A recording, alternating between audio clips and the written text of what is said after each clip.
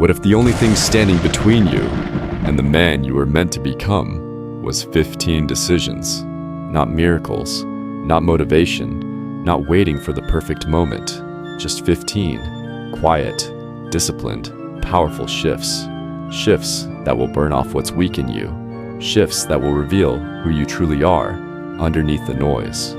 Shifts that demand one thing from you, that you stop pretending and start living like it actually matters. In this video, we're not going to sugarcoat it. Epictetus said, "If you wish to be improved, be content to appear clueless or stupid in external things." In other words, stop trying to win in the world's game.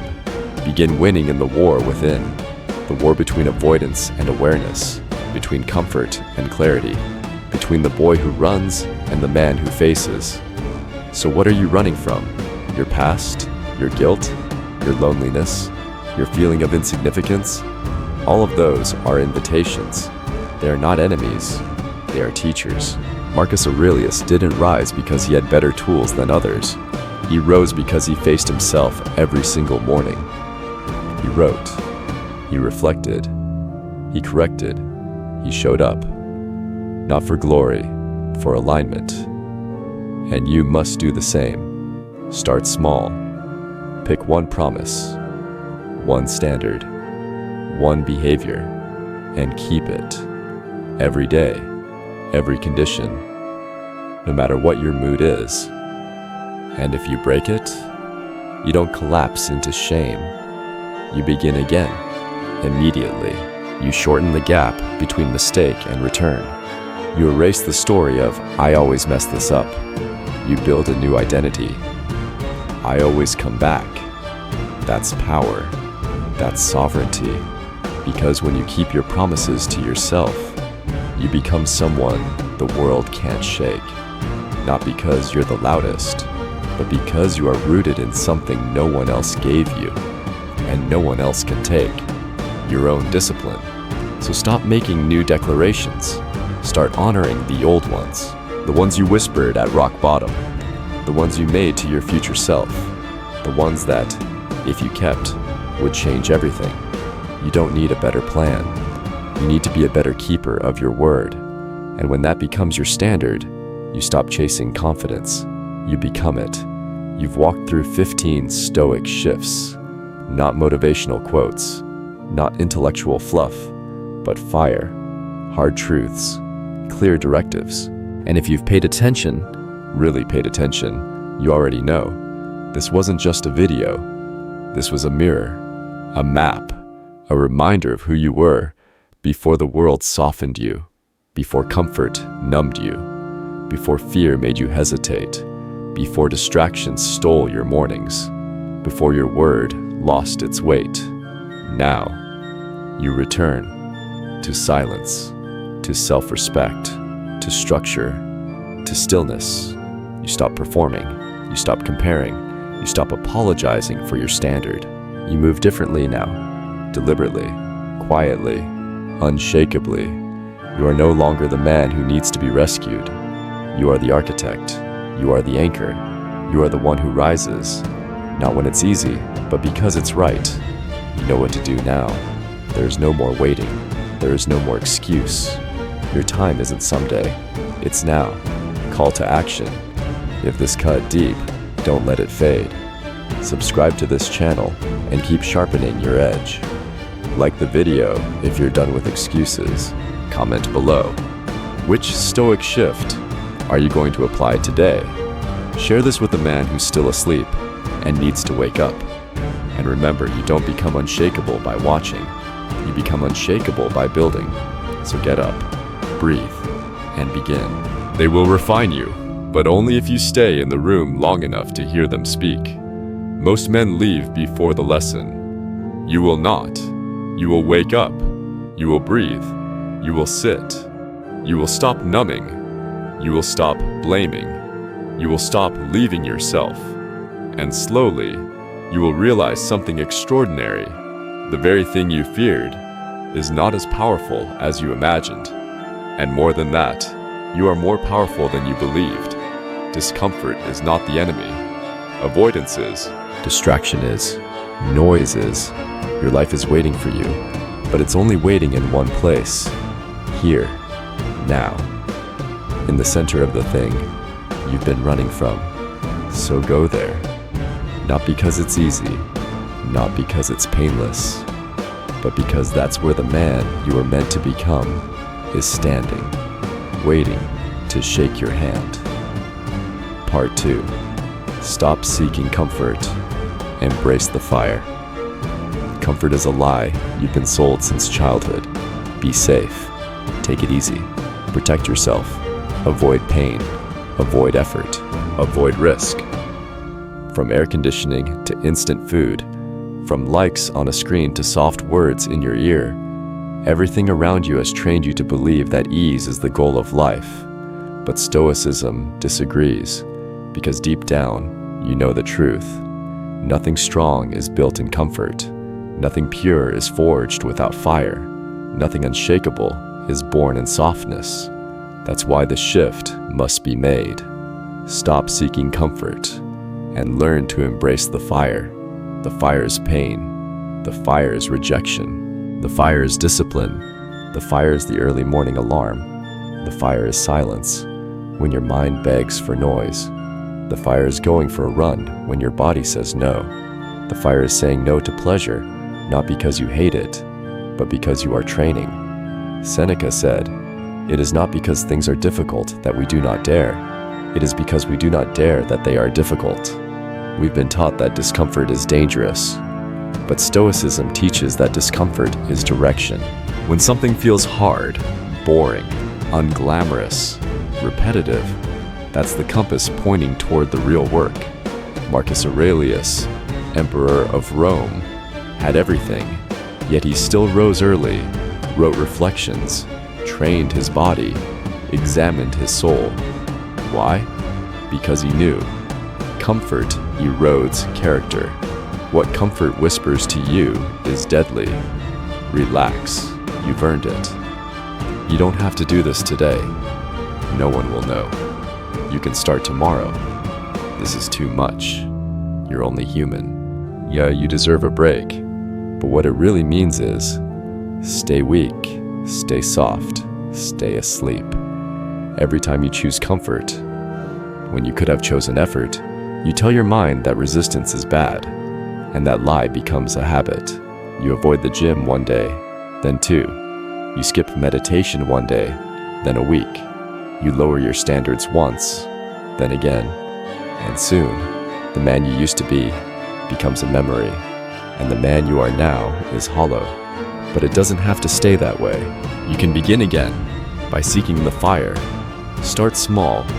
Take cold showers. Wake up early, not for results, but for respect. Go without your phone for a day. Train when you don't want to. Read instead of scrolling.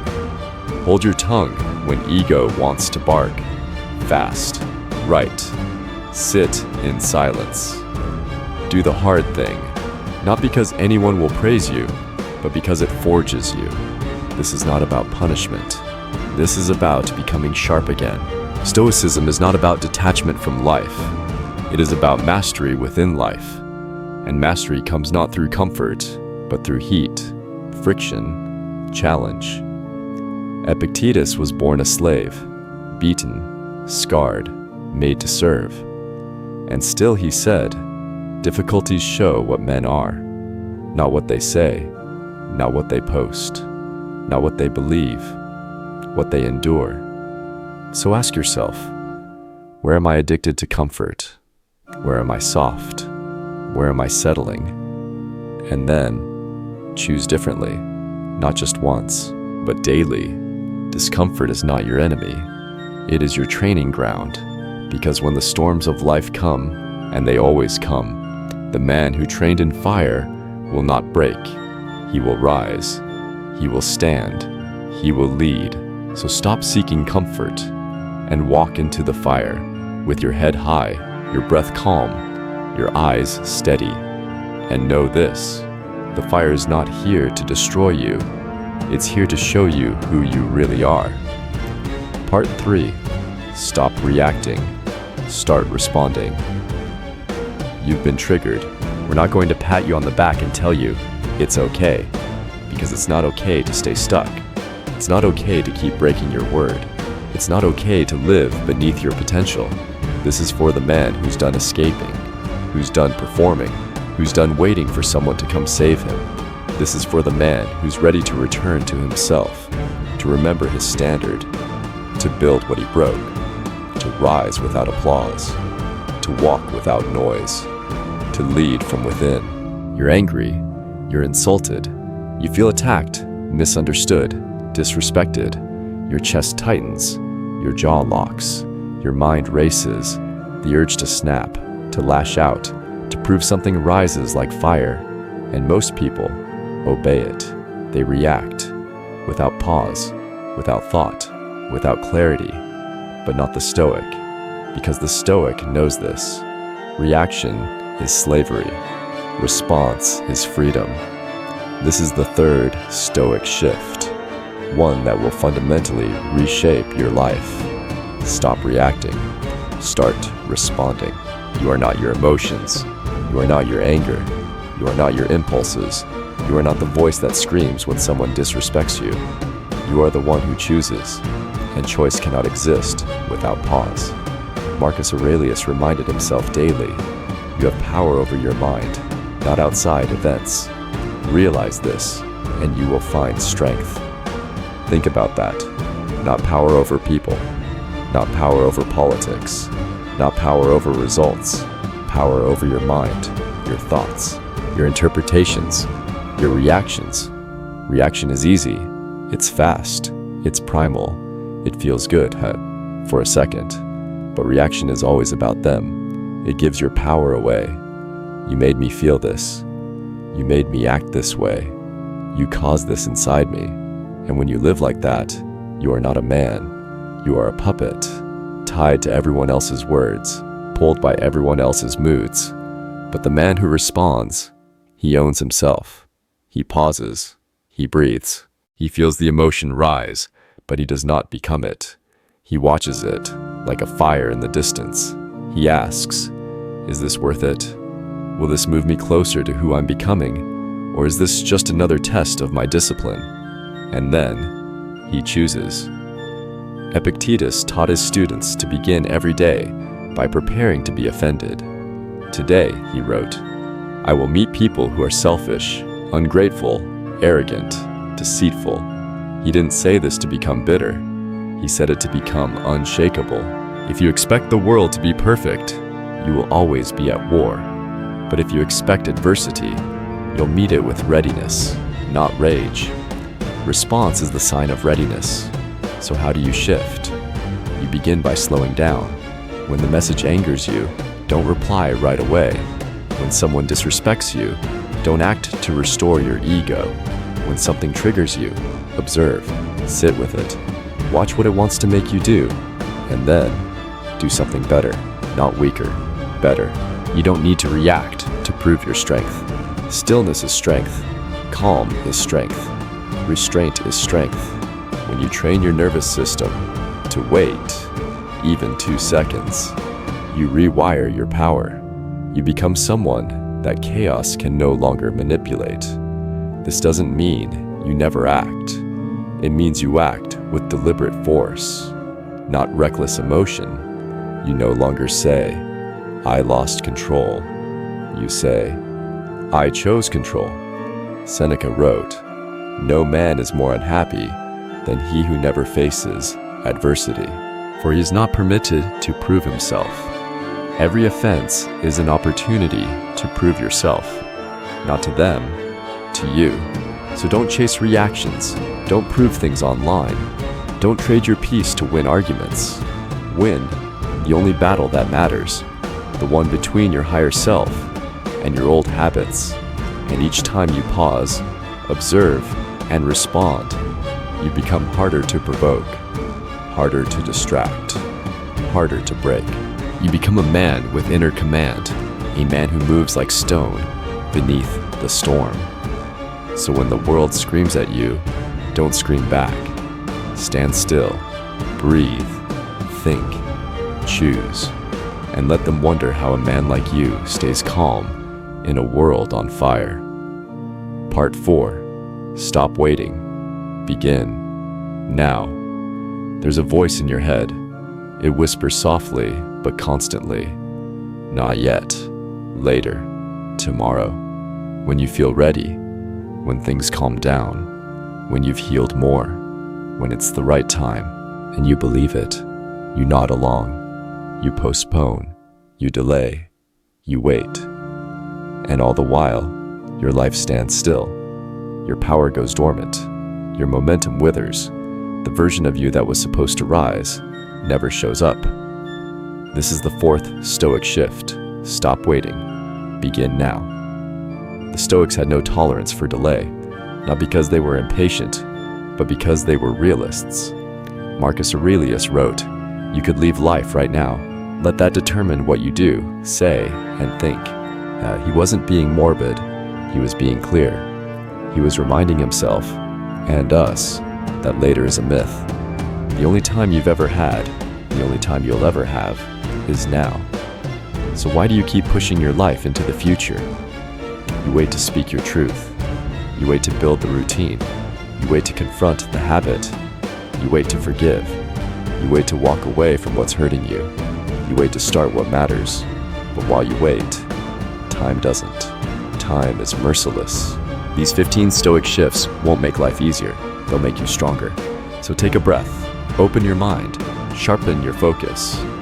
Because once you step onto this path, you don't go back. You don't need more time. You need to start moving. Right now. Part 1. Stop escaping. Start facing. We live in an age of escape. Not just the occasional distraction, but chronic, constant, almost ritualized avoidance.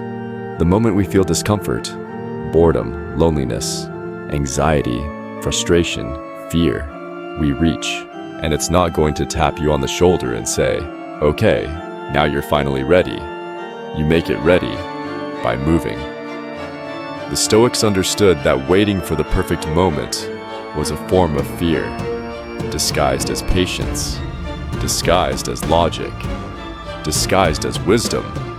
But it was fear. Fear of discomfort, fear of failure, fear of doing it wrong. But here's the reality. You're already late. Late to your discipline, late to your voice, late to your own damn life. And the longer you wait, the harder it becomes to believe that you're even capable of starting. The longer you wait, the more you reinforce the idea that something else must happen first, that something is missing. But the truth, nothing is missing. You already have everything you need to begin. The breath, the will, the ability to take one small action, right now. Epictetus said, "How long are you going to wait before you demand the best of yourself?" He wasn't speaking to lazy people. He was speaking to capable people, people like you, who knew what they needed to do, but kept telling themselves they'd do it later. Stop waiting. Start small, but start today. Not when it's convenient, not when it's easy, not when motivation shows up. Start because discipline is built in motion, not in theory. You don't need a perfect plan. You don't need another podcast. You don't need more time to feel ready.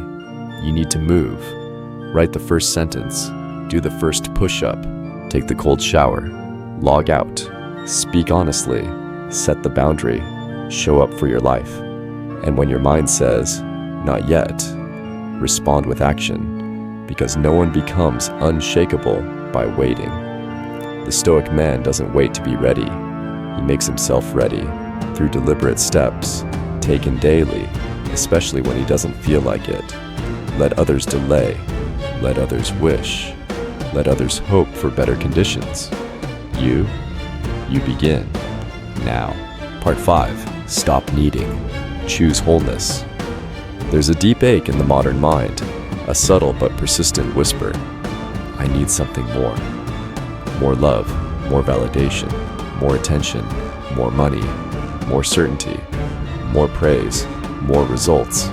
It's endless, insatiable, unforgiving. and it leads to a kind of quiet despair, the kind of life where no moment is enough, no achievement is complete, no self is worthy without external proof. But the Stoic refuses to live like that. He does not beg the world to fill his inner void. He does not base his peace on what he receives, because he knows the truth. You don't need, you choose. This is the fifth Stoic shift. Stop needing and choose wholeness. You are not broken. You are not empty. You are not half of a whole. You are a complete being, with agency, with discipline, with reason. The Stoic knows to live a good life is not to acquire endlessly. It is to realize what is already yours. Epictetus said, "Wealth consists not in having great possessions, but in having few wants." What you need needs to be examined, because most needs aren't needs.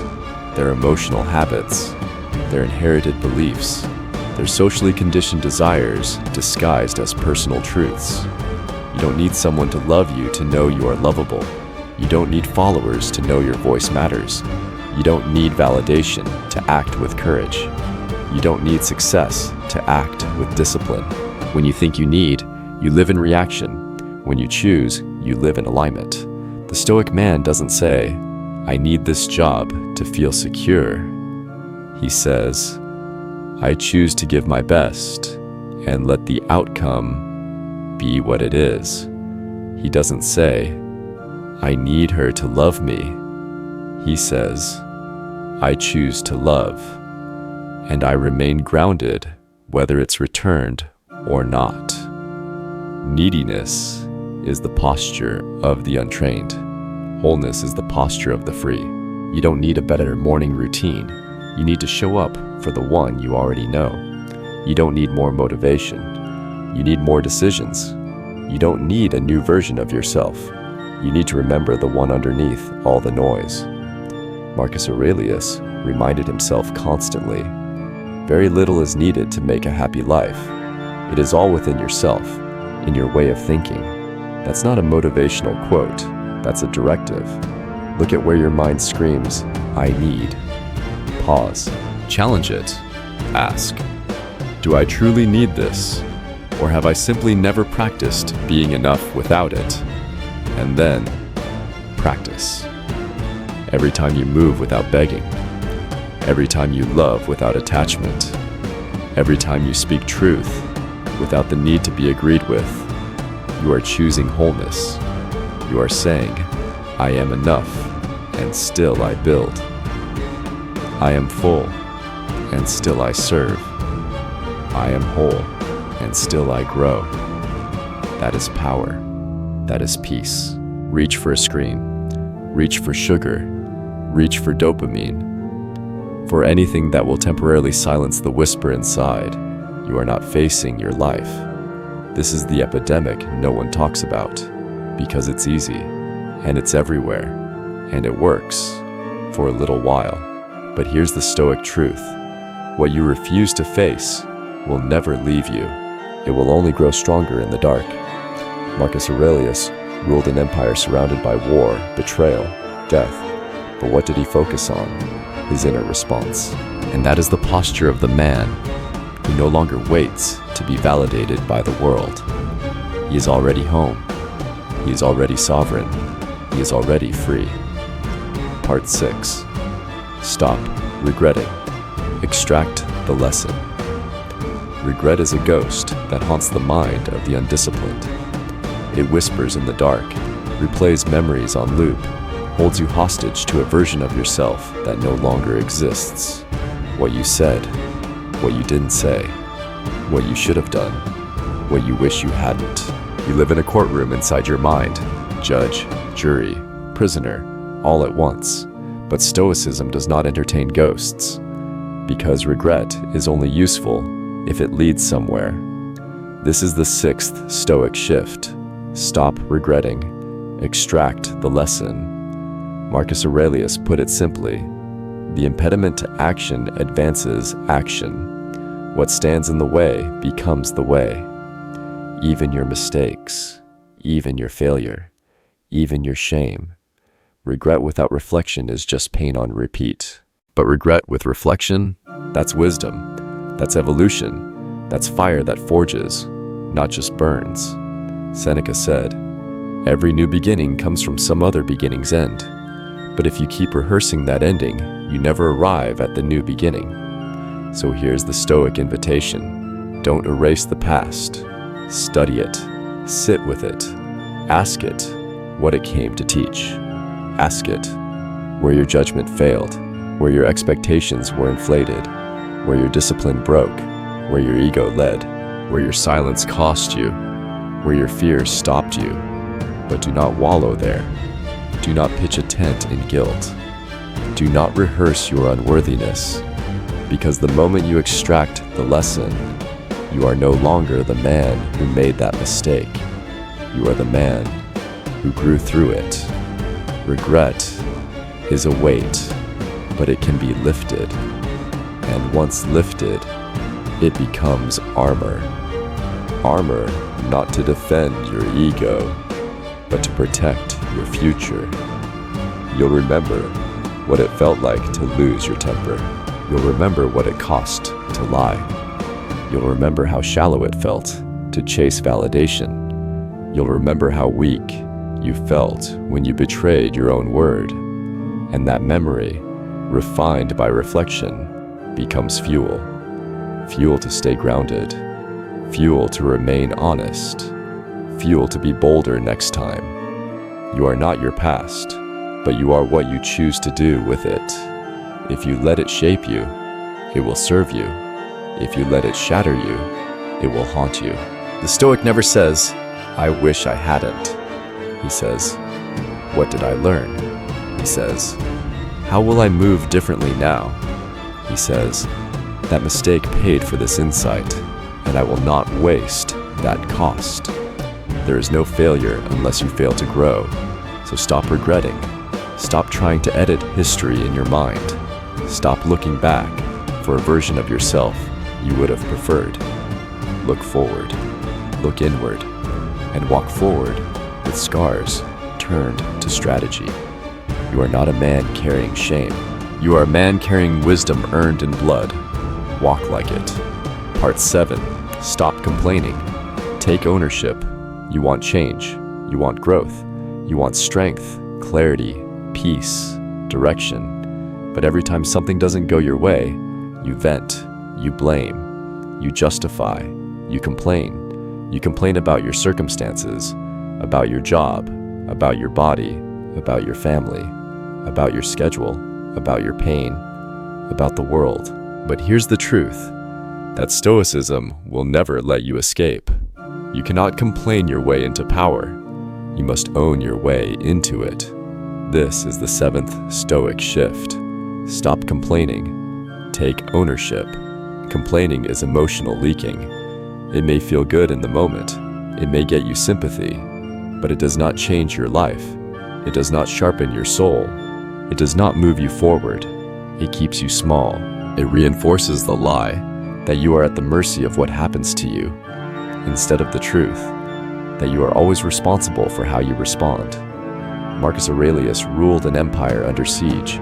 He was betrayed, faced plagues, lost children, and wrote this: "You have power over your mind, not outside events.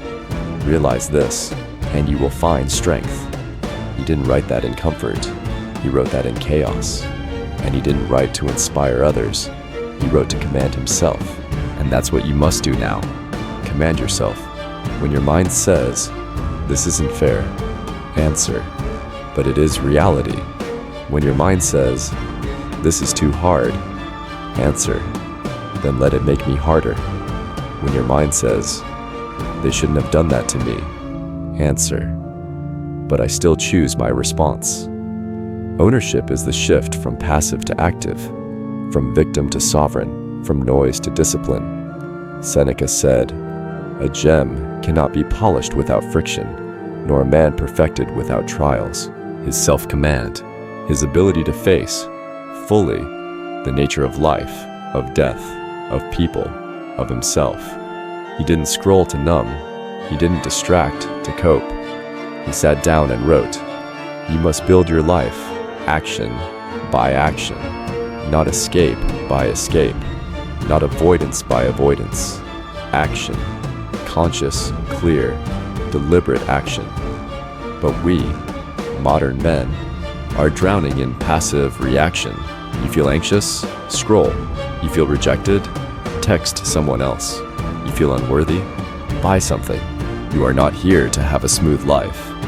You are here to become sharp in a rough one. And that begins the moment you stop pointing fingers and start pointing your focus inward. You're tired? Own it. Sleep earlier. Change your routine. Discipline your use of time. You're overwhelmed? Own it. Cut what doesn't align. Simplify your inputs. Refocus on your priorities. You're frustrated with others? Own it. Communicate clearly. Set boundaries. Lead by example. Every complaint is a message from life, telling you where your work is, not your excuse, your work. The Stoic doesn't say, "This shouldn't have happened to me." He says, "It did. Now who will I become because of it?" He doesn't demand the world change first. He changes himself in the world. That's how you take control, not of everything, but of the only thing that's ever really been yours, yourself. So the next time you're tempted to complain, pause, breathe, ask, what am I really asking for? Relief or responsibility? Comfort or courage? Sympathy or self-respect? Choose wisely, because the man who complains may be heard, but the man who takes ownership, he's remembered. Part 8. Stop comparing. Stay on your path. You open your phone, you scroll for 30 seconds, and in that time, you see a dozen lives more successful than yours, more sculpted, more luxurious, more exciting, more perfect. He's further in his career. She's happier in her relationship. They're traveling the world.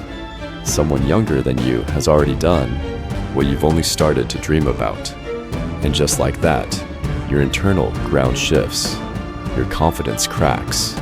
Your peace slips out from under you. You begin to doubt your pace, your process, your path. But Stoicism calls this what it truly is, a betrayal of the self. This is the 8th Stoic shift. Stop comparing. Stay on your path. Marcus Aurelius said, "Ambition means tying your well-being to what other people say or do.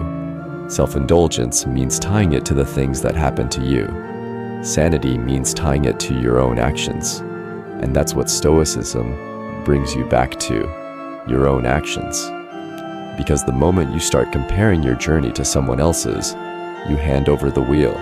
You stop steering your own ship. You start adjusting your sails to the winds of someone else's destiny. But you are not made to mimic. You are made to master what only you can build. Comparison is a kind of quiet self-abandonment. It's you saying, what I'm doing isn't enough unless it looks like what they're doing. But their life isn't your measure. Their timeline isn't your map.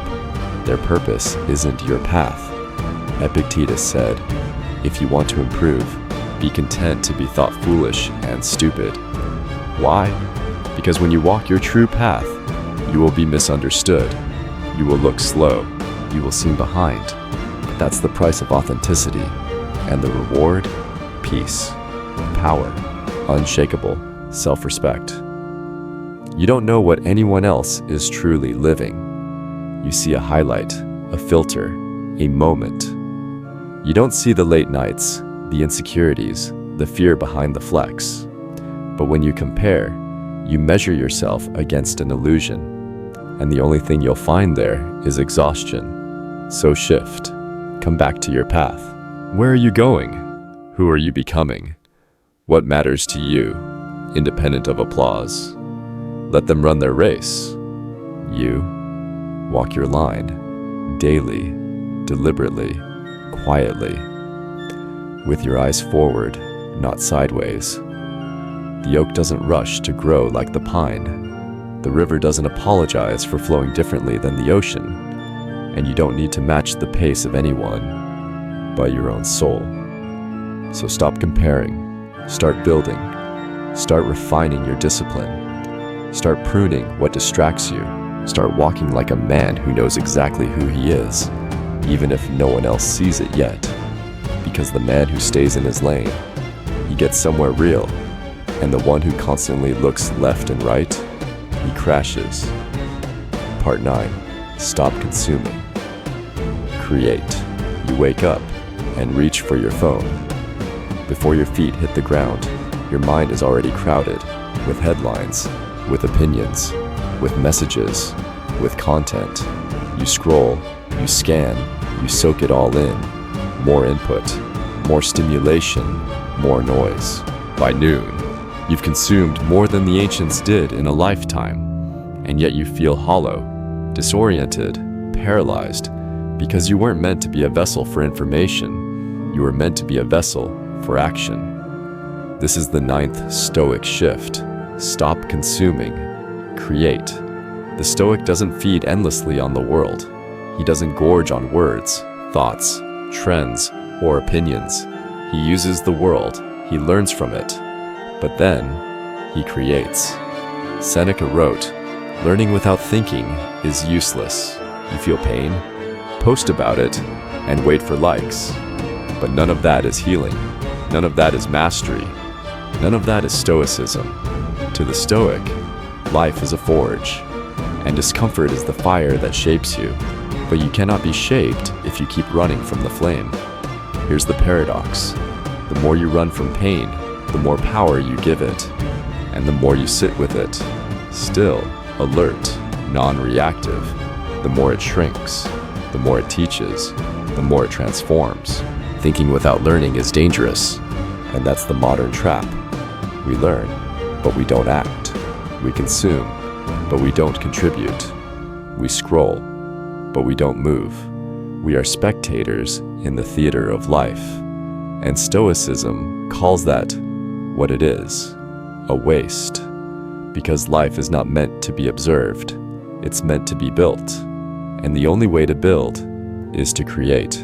Create discipline, create clarity, create thoughts, create structure, create something that didn't exist before you acted. You read a book? Don't just highlight it. Write a paragraph summarizing what it changed in you. You listen to a podcast? Don't quote it. Apply one sentence to your routine. You watched a video like this one? Don't just feel inspired. Do something that proves it was worth your time. Input without output turns into chaos. Your mind becomes cluttered. Your energy gets scattered. Your identity gets lost under the weight of other people's voices. But when you create, you return to yourself. You become a man who doesn't just witness value, he adds it. You write the page. You lift the weight. You make the call. You have the conversation. You build the brand. You refine the body. You design the system. You hold the boundary. Not because someone told you to, but because your life is your canvas, not your feed. Marcus Aurelius wrote, "Don't waste time debating what a good man should be. Be one." He didn't have a podcast to listen to. He had a journal, and in that journal, he created clarity. He didn't post. He practiced. You must do the same. The next time you catch yourself spiraling through content, stop. Close the app. Stand up. Create something. Make your bed with precision. Write a sentence with force. Send a message with purpose. Make the hard decision you've been avoiding. Because consumption doesn't change your life. Creation does. And every time you act with intention, you reinforce the truth that Stoicism repeats endlessly. You are not a passive being. You are a craftsman of your own soul. So stop scrolling. Start shaping. Start sculpting. Start living like your attention is sacred. Because it is. Part 10. Stop pleasing. Stand in truth. You keep adjusting yourself, your words, your tone, your presence. You shrink to avoid conflict. You soften your edges to stay liked. You bite your tongue even when the truth burns on it. You say yes when everything inside you screams no. Because deep down, a part of you still believes this lie. Being liked is more important than being real. This is the 10th Stoic shift. Stop pleasing, stand in truth. The Stoic doesn't perform. He doesn't bend his values to win approval. He doesn't compromise his integrity to fit in. He knows that popularity fades, but principle endures. He knows that harmony built on silence is not peace. It's quiet self-betrayal. Epictetus wrote, "If you want to improve, be content to be thought foolish and stupid." That means, be content to be misunderstood. Be content to be excluded. Be content to be ignored or rejected, if standing firm in your truth is what led there. Because nothing costs more than a lifetime of pleasing. Pleasing kills your voice. Pleasing hides your values. Pleasing builds resentment. Pleasing attracts people who don't even know the real you. The Stoic knows this. If your presence depends on your ability to conform, then you're not present, you're performing. And the price of that performance? Your peace, your dignity, your soul. Marcus Aurelius ruled the most powerful empire on earth, and he still wrote, "Just that you do the right thing, the rest doesn't matter." He didn't say, "Do what makes everyone happy." He said, "Do what's right, not what's easy, not what's popular, not what avoids discomfort. What's right." You feel the difference. When you speak truthfully, even if it ruffles feathers, your spine straightens. When you say no without apology, your chest opens. When you refuse to please, and instead act from principle, your soul remembers, "This is who I am." The world doesn't need more agreeable men. It needs more men who are immovable in the face of manipulation. It needs men who don't flinch when asked what they believe. It needs men who would rather be alone in truth than celebrated in illusion. So stop shaping yourself to every room. Start bringing yourself into the room and let the chips fall where they may. You will lose people. Good. Anyone who only stays when you betray yourself isn't worth keeping. You will offend people. Good. Truth has sharp edges. Let them cut away what doesn't belong in your life. You will feel alone at times. Good. Solitude is where integrity trains. Most people never sit long enough to receive that wisdom. They leave the room before the truth shows up. They turn up the volume before silence can speak.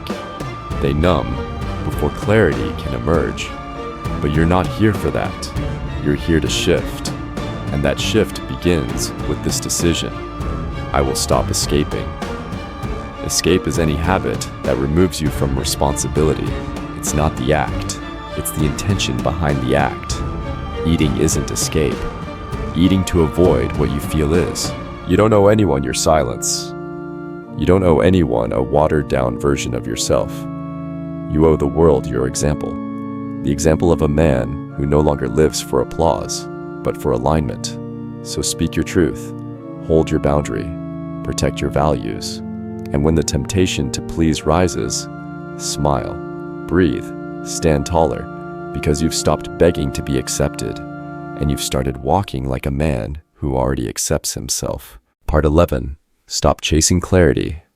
Move with courage. You want to be sure. You want a sign, a guarantee. You want to know that it will work, that you won't fail, that it's the right decision, that you'll be okay. And so, you wait, and wait, and wait. You analyze, you journal, you reflect, you hesitate, you overthink. You convince yourself this is preparation, that you're being wise, that you're just waiting for the right moment. But Stoicism sees through that disguise. It names it clearly: fear, disguised as strategy; hesitation, dressed as discipline. This is the 11th Stoic shift. Stop chasing clarity. Move with courage. Because here's the truth. Clarity doesn't come before you move. It comes because you moved. Clarity is the reward for motion, not the prerequisite. Marcus Aurelius wrote, "If it is not right, do not do it. If it is not true, do not say it." He didn't say, "Wait until you feel 100% ready." He didn't say, pause until you feel brave. He acted deliberately, imperfectly, boldly. The Stoic doesn't wait for the fog to lift. He walks forward into it, with his back straight and his breath steady, because he knows that fear feeds on pause. The longer you hesitate, the bigger the fear becomes. It multiplies, it distorts. It becomes so large, you start to believe it's real. But it's not. What's real is the step in front of you, the action within reach, the breath you can take now. Seneca wrote, "We suffer more often in imagination than in reality." The answer to imagined suffering? Movement. Even a small move breaks the illusion. Even one step clears a small piece of the path. And from there, the next move appears, and the next, and the next. This is the way forward. Not with full vision, but with full presence. You don't need to know the whole path. You need to walk the first mile. You don't need to see the ending. You need to move toward your values. You don't need to eliminate fear. You need to act with it. Clarity doesn't come from comfort. It comes from commitment. So whatever you're holding back from, whatever idea you've delayed, decision you've postponed, change you've avoided, ask yourself this: if I wasn't afraid, what would I do? Then do that. Not because you're ready, but because it's aligned, because it's who you want to become, because motion creates identity and paralysis erodes it. Don't wait to be brave. Move, and let the movement make you brave. Don't wait to be sure. Choose, and let the choice show you what's real. The Stoic doesn't need the path to be lit. He walks anyway, because the one thing he's sure of is who he chooses to be, even in the dark. Part 12. Stop performing. Live aligned. You walk into the room and shift slightly. You lower your voice. You adjust your posture. You say what's expected. You make it smooth. You keep it safe. You smile when you don't feel like it. You agree with things you don't believe in. You perform. And maybe you're good at it. Maybe no one notices. Maybe they applaud it. Maybe you even get rewarded for it. But inside, you feel the subtle ache of disconnection, the quiet erosion of your spirit, the subtle betrayal of your own depth. Because here's the Stoic truth: every performance chips away at your integrity. This is the 12th shift. Stop performing. Live aligned. The Stoic doesn't wear masks. He doesn't shape-shift to fit the room. He doesn't hide parts of himself just to maintain appearances. He lives in alignment with his values, even when no one else does, even when it's uncomfortable, even when it's unpopular. Epictetus said, "First say to yourself what you would be, and then do what you have to do. Not act like it, not appear like it, not hope to be seen as it. Be it, live it, do it. And if the world misunderstands you, let it. Your job is not to be understood, it's to be real." Performing is exhausting because it demands that you split yourself. One version for the world, one version for your soul. But alignment is power because it allows you to be one standard, one tone, one truth. Marcus Aurelius wrote, "Never esteem anything as of advantage to you that will make you break your word or lose your self-respect. When you perform, you break your own word. You lose the thread of your identity. Entertainment is an escape. Binging to silence your thoughts is. Sex is an escape. Using another body to avoid facing your own emptiness is." Seneca wrote, "We suffer more in imagination than in reality." He didn't mean we should suppress fear. He meant we should turn toward it and examine it, because most fear is illusion, most pain is a shadow, but you'll never know that unless you sit still and look at it. So how do you begin? Start with awareness. You trade your peace for approval, but when you live aligned, everything simplifies. You no longer ask, "What will they think?"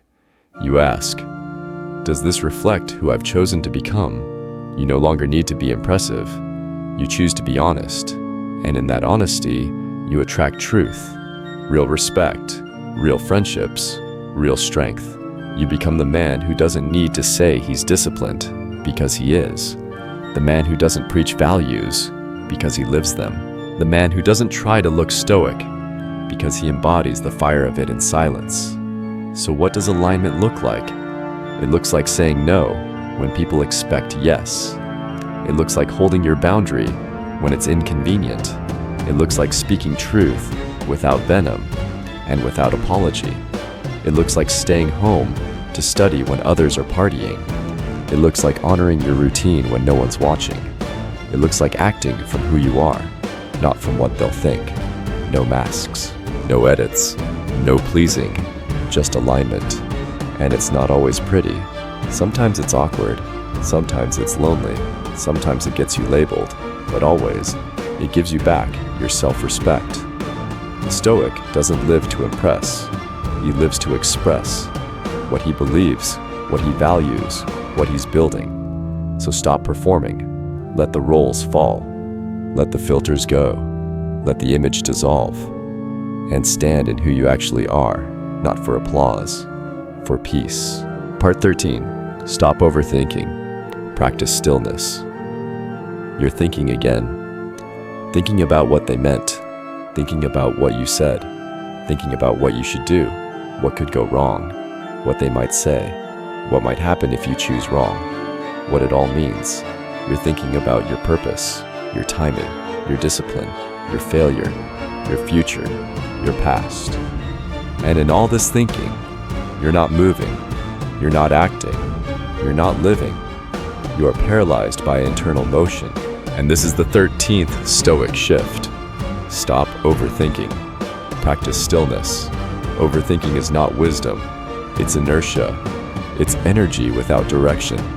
It's fear disguised as intelligence. Seneca said, "A man who suffers before it is necessary suffers more than is necessary." Your mind is not your master. It is your tool. And when that tool spins uncontrollably, you don't solve your problems. You multiply them. You spiral. You rehearse outcomes. You build false threats. You lose presence. You build scenarios in your head and live inside of them like they're real, while the actual world passes you by. The Stoic doesn't allow that. He interrupts the cycle. He breathes. He watches. He detaches. He doesn't suppress thought. He sharpens it by stepping away from it. Marcus Aurelius wrote, "Nowhere you can go is more peaceful, more free of interruptions than your own soul. But you only access that soul through stillness." Stillness is the anti-venom for the anxious mind. Stillness is not the absence of thought. It's the discipline to focus your thought. It's not being slow. It's being precise. Stillness doesn't mean you don't act. It means when you act, you mean it. Your energy isn't scattered. Your motives aren't noisy. Your direction is clean. How do you cultivate stillness? You create distance between stimulus and response. You step back from the mental noise. You ask, is this mine? Is this real? Is this useful? You shut off the phone. You go for walks. You train your body. You sit in silence. You don't answer everything. You don't chase every conversation. You let people wonder. You let the world spin. You stay grounded. Epictetus said, "If you want to be steady, be content to be thought odd or wrong." Stillness looks odd in a world addicted to reaction, but that's where your power is. Not in saying the perfect thing, not in planning for every contingency, not in solving every problem, but in being unshaken. Stillness is a man walking slowly while the world runs around him, not because he's slow, but because he's sure. Stillness is what allows you to act from intention instead of emotion. It's what lets you hear your own voice again. It's what makes you effective when others are just busy. So the next time you feel the spiral, stop. Don't figure it out. Don't fix it. Don't feed it. Breathe. Ground yourself in your breath. Anchor your attention in your body. Feel the pull, and don't obey it. You don't need more thoughts. You need more space between them. You need to remember that the man who speaks less, but acts with clean intention, shapes the world more than the one who overthinks every step. Be still. Be silent. Be sovereign. Because stillness isn't passive, it's power, under control. Part 14. Stop being a victim. Become the architect. You've been hurt. Today, the next time you reach for your phone, stop. Ask, what am I avoiding right now? Is it boredom? Is it sadness? Is it the fear that you're not enough unless someone responds to you? Sit with it. Let it burn. Let it rise. Let it pass. It won't kill you. It will free you. You must become a man who can sit in a quiet room with himself and not panic. That is the new definition of strength. Not noise. Not followers. Not attention. But presence. Real presence. Life didn't go as planned. Someone betrayed you. An opportunity slipped through your fingers. You were misunderstood. You were rejected. You failed. And now there's a story quietly forming in your mind. This is why I can't move forward. This is why I am the way I am. If that hadn't happened, I'd be so much further by now. You repeat that story. You reinforce it. You wear it like armor. You present it to others. You bring it into new relationships, new jobs, new mornings. And in doing so, you surrender the most powerful force a man can possess, agency. This is the 14th Stoic shift. Stop being a victim. Become the architect. The Stoic doesn't deny pain. He doesn't minimize injustice, but he refuses to build an identity around suffering. Marcus Aurelius wrote, "The impediment to action advances action. What stands in the way becomes the way." He didn't write that from a vacation home. He wrote it during wars, plagues, betrayals, political chaos, and the deaths of people he loved. And yet, he wrote, he led, he served, he built. He didn't say, "Because of what happened to me, I am broken." He said, "Because of what happened to me, I must become stronger." You cannot control what life throws at you, but you can control what you build from it. Seneca said, "A man is as wretched as he has convinced himself he is." Wretchedness is not about conditions, it's about perspective. And the moment you say, "This defines me," you allow it to. The Stoic reclaims that narrative. He asks, what am I choosing in response to this? What am I building with the bricks life threw at me? Who do I become? Not despite this, but through it. You lost time? Then become a master of discipline now. You were lied to? Then become radically honest with yourself. You were ignored? Then become someone who listens deeply. You were overlooked? Then build value that cannot be denied. Don't use your pain as proof that life is unfair. Use it as material to construct a mindset so strong that no one else ever gets to write your story again. This is not about pretending. It's not about suppressing. It's about choosing. You are the architect of your own inner world. Every brick you lay, with your thoughts, with your habits, with your responses, shapes the structure you live inside. And if that structure is still made from blame, resentment, helplessness, it's time to tear it down. It's time to design something stronger, something clean, something that says, I did not choose what happened, but I choose what happens next. You want peace? Build it. With order, with routine, with breath, with truth. You want power? Build it. With restraint, with clarity, with presence, with responsibility. Because when you stop being a victim and start building again, you reclaim the one thing no one can take from you, the authority to shape your own life. Part 15. Stop breaking promises to yourself. You've said it before. This time I'm serious. I'll start tomorrow. I'm going to be consistent. I'm done settling. I'm waking up early. I'm going to stop wasting time. And maybe you meant it. Maybe you felt it deep in your chest when you said it. But then, you broke it. You hit snooze. You skipped the workout. You scrolled for hours. You went back to the thing you said you'd walk away from. You chose comfort over commitment again. And maybe no one noticed. No one called you out.